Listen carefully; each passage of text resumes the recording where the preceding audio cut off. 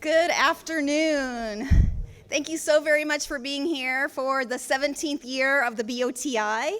This BOTI is dedicated to the trustees and your role in helping us guide our state. It's an exciting time for our state, and so we're going to spend time over this weekend together, this couple of days together, to learn together, to share together, and to make good plans so that when we go home, we'll have new ideas about how we can better help the students and the people in our community. So thank you so very much for taking time out of your busy lives. I know you all have very full-time jobs, and those of you serving as trustees doing that sometimes on top of another full-time job. So thank you for your dedication. Thank you for taking time to come together for this BOTI. And how I'd like to start this is just to give you a little bit of an overview of what we're doing, what we do with the BOTI, and what we hope to accomplish. And then we'll get right on it. So it's a very fast-paced 2 days. We used to do this in 3 days, and now we do the same amount of work, but we do it in 2. So buckle up, here we go. And I want to share with you, first of all, these lovely accommodations. I hope that you have enjoyed your time here. I think our staff did a fabulous job finding a nice hotel, and they've taken very good care of us and ordered some great sunsets for you. So I hope you'll be able to enjoy that tonight if you haven't already enjoyed it last night. So welcome to Lakeway. So my name is Cynthia Ferrell, and I am the Vice President of Texas Association of Community Colleges, and I serve as the Executive Director of the Texas Success Center. So as a unit within your association, the Success Center is dedicated, as you are, and as the association is, to the socioeconomic mobility of Texans. That's what we do. That's what we do every day. That's what you do as board members. And so that's what we will be doing at this Trustees Institute. The Trustees Institute, as I said earlier, is in its 17th year, if you can believe that.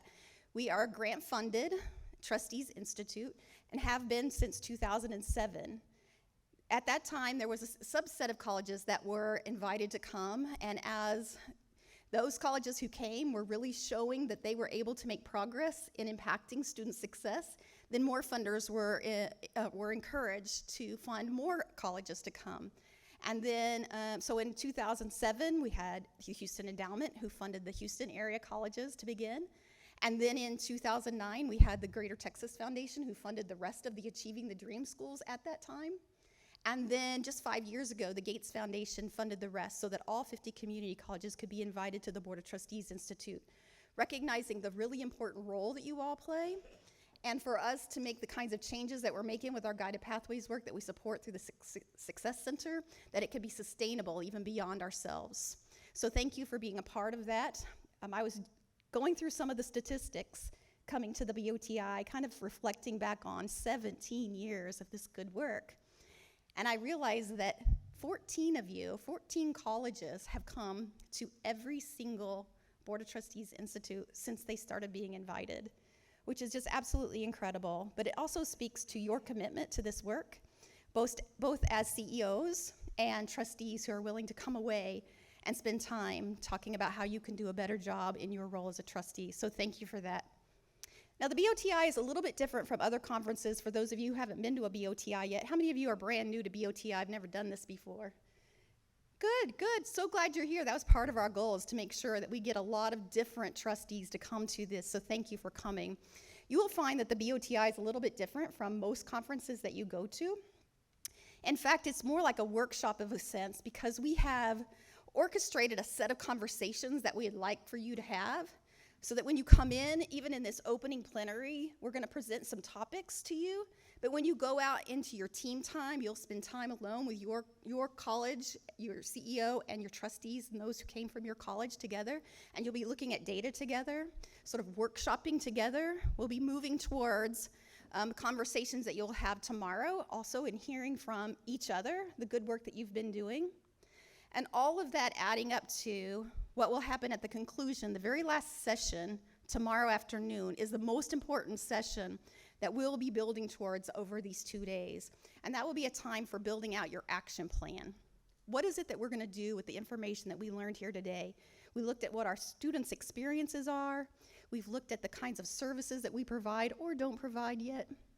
And we're going to make some plans for what we're going to do when we go home, namely how we're going to take these messages back to the full board and have conversations about how we should move. And so every single BOTI, we talk about three things. How do we monitor data? How do we monitor what matters most? In this BOTI, we're going to be looking at completion and transfer data. We'll say a little bit more about that in a minute. We also talk in every BOTI about how the trustees support a culture of change. Everything we're doing these days is about how we can make change happen, and you are the catalyst for helping us make that happen. And the third thing we talk about at every BOTI is setting the strategic direction for student outcomes. It's definitely squarely the job of a trustee to set the direction. So when you approve strategic plans, when you approve budgets, when you have conversations about what the experience of the students are in your college, you are setting a direction for your college. And so we will talk about the ways that different successful colleges have done that. And all of this to lead towards more economic and social mobility for our students. So particularly about this BOTI, we're going to be talking about the role of the board in impacting student outcomes and what to expect at this BOTI then, is that we're going to be talking about disaggregated data, but not just any data.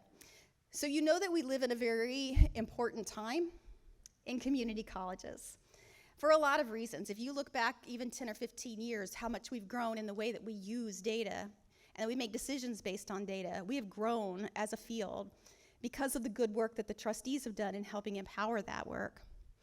But also, we're in a very exciting time because of the legislative attention that we have in this moment in time, that particularly if our community college funding changes, and how that will change the conversation, and how it will change the role that you have at your board. How we can take this moment in time that you are in an influential role, and that you can help your college understand how you can better serve students and better fund your college. And so at this BOTI in particular, we're going to be, when we look at data, we're going to be looking at completion and transfer data. Now this evening, Ray Martinez is going to share with us an update about the funding and the commission and the legislative conversations around that, so we can dive a little deeper in that. But just know that it's important that we are monitoring completion and transfer of students so that we can maximize what's happening in the conversations about the future of funding. So we're going to be looking at that and giving you a preview of what you could be talking about as a board about completion and transfer.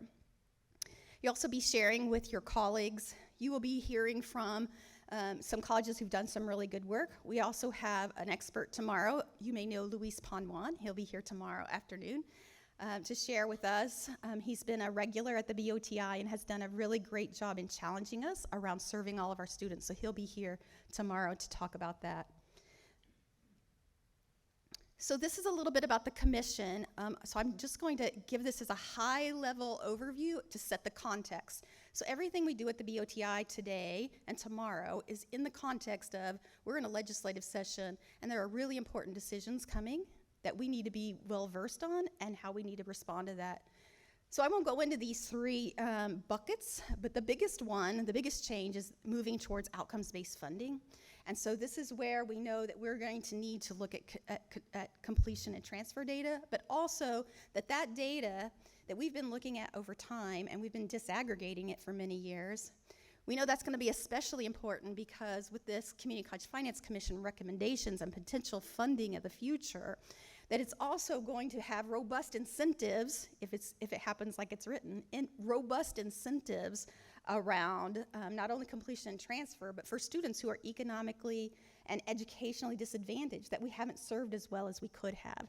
So that's a big reason why we are already ahead of the game, because we've been disaggregating data and having these kind of conversations for many years together. So about 5 years ago, 6 years ago, we all, community colleges in Texas, committed to a single strategy. We all committed to the Guided Pathways work. And so I'm sure that each of you know what that work is and what's happening on your campuses. I already see heads nodding around that. Some really good work that we're feeling a lot of pride around. In fact, if you haven't looked at the data dashboards that the Success Center has put together, you ought to, because there's a lot of good success stories right there that you could be telling each other at your board, sharing with your boards. but also sharing across your communities. We have improved a lot of the early momentum measures. So I'm talking about as a state, 50 community colleges serving, for that data, 750,000 students. And we have begun to move the needle in significant ways that we had not been able to move them in the past. If you think about developmental math and how we had been doing so dismally, poorly for years and years and years, that needle is moving. And it's because you all are making decisions and changes on your campuses. You are making systemic changes that are sustainable. You're funding things differently, and it's showing in the data, in the early data. So we're going to continue doing this work. Your colleges are filling out applications right now. We're getting ready to enter into round 3, if you can believe it, round 3 of our Guided Pathways work.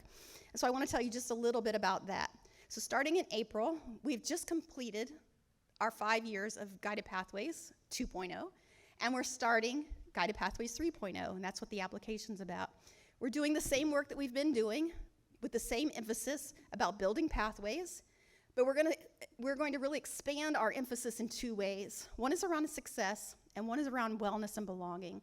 So if you can think about those of you who know Maslow's hierarchy of needs, or those needs that we all as human beings have, that there are certain basic needs that we have to have fulfilled in order to be able to really excel and succeed. And so we're building our 3.0 off of this Maslow's hierarchy of needs, that we want to make sure that we're not only meeting their success needs, which we are, large emphasis on short-term credentials, linking non-credit to credit pathways, that we're targeting high demand and high wage jobs that they can complete in short terms and get into a job that pays well but come back and get further credentials. You're going to hear that conversation over and again. That's where we're headed. We're already going in that direction, but we're going to go full speed ahead on success, because this is what we started out saying we were doing with Guided Pathways, and that is we want to make sure we help students meet their end goal, which is a good career, success. But we know that's all built on wellness and belonging, our basic needs as human beings. And so we're going to have conversations about how we can also build out our wraparound services around comprehensive services, that we can talk about basic needs such as food and housing insecurities. We can talk about mental health and how we can better serve them, that they feel like they belong, that we're family. When they come to our campuses, they feel like they're family and that they belong there and they can succeed because they've come there. There's a couple of things that we've done as a Success Center to help support the work. I'm going to go over a couple of them just before we get into our first plenary speaking. And that is around the workforce or the success. There's 2 things that we're doing at the Success Center to support your colleges, and that is all 50 community colleges, 48 community colleges, who come to the institutes and have the institute help and the coaching help from the center. We're going to be working together to encourage each other in how to build out these short-term credentials and link them to the longer-term pathways that we've been building over time. So we're going to be looking at workforce data. We're going to be looking at what's the high demand, high wage jobs. And we're going to be encouraging each other in how we can build them and get students in. We are going to be linking better with our employer engagement. And we are going to be sharing with each other how we're building our pathways. But as a state, we're also looking at how we as TAC can work more significantly with employers and employer engagement. So there's a workforce partnership initiative that we're working on. More to come on that. It's kind of new out of the gate, but I will tell you that TAC and the Success Center is working with companies like JP Morgan Chase and Bank of America and Google and AWS, Amazon Web Services and Cisco and hospital systems in order to understand what are the global needs that they have and how we can help support those employer engagements and building out better pathways. So we're not working directly with them alone. We're working with building out these ecosystems of partnerships. So we're talking about businesses, key businesses for our state, key leaders in our colleges, workforce solution boards, chambers of commerce and the likes, and community-based organizations, and how we can bring them together and learn how we can build out these credential pathways more efficiently. If you haven't seen the Trellis report on wellness, I would direct you to that. It was very eye-opening. This was a survey that was done about community college students. So a survey of community college students, it's pretty sobering.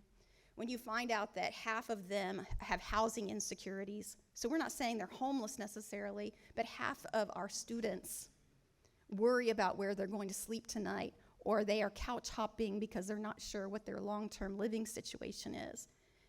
We also know that half of them, 47%, have anxiety disorders.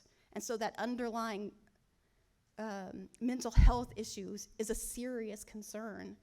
So while we are also working on building out academic programs that are transparent and easy for them to get on, we're also working on knowing that it's a whole person that we're addressing that has holistic needs. So we're also going to be building out belongingness. I love coming to the BOTI. I love seeing faces that I've seen for so many years, and we get to do this work together. It's quite a blessing. I count it a privilege to be able to work with you all. I feel like I belong when I'm with you, and that makes me feel good, and like I could actually get up on a stage and speak to you. And so there's something about building a culture of belonging that's really important and is a part of our jobs, to make people feel included and accepted and valued and supported.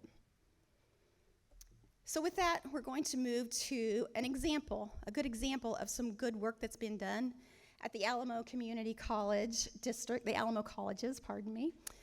Some really great work has been happening in San Antonio, and they are really a model of some good work that's happening with an ecosystem, including lots of different players that's thinking both about the academic needs of students and their wellness, belongingness, inclusion needs in their communities. So I'm going to ask Mike Flores to come. Chancellor Flores has been such a great leader for our state. I'm so glad that you've come, Mike, to work with us and with the center and with our state. Alamo Colleges has won a couple of really important awards, the Baldrige Award and the Aspen Award, and so that just tells you right there how hard this college has worked and what they've been able to accomplish together. So thank you, board members from the Alamo Colleges. You all have done some great work, and I'm so excited to hear what, Mike, you have to share with us today.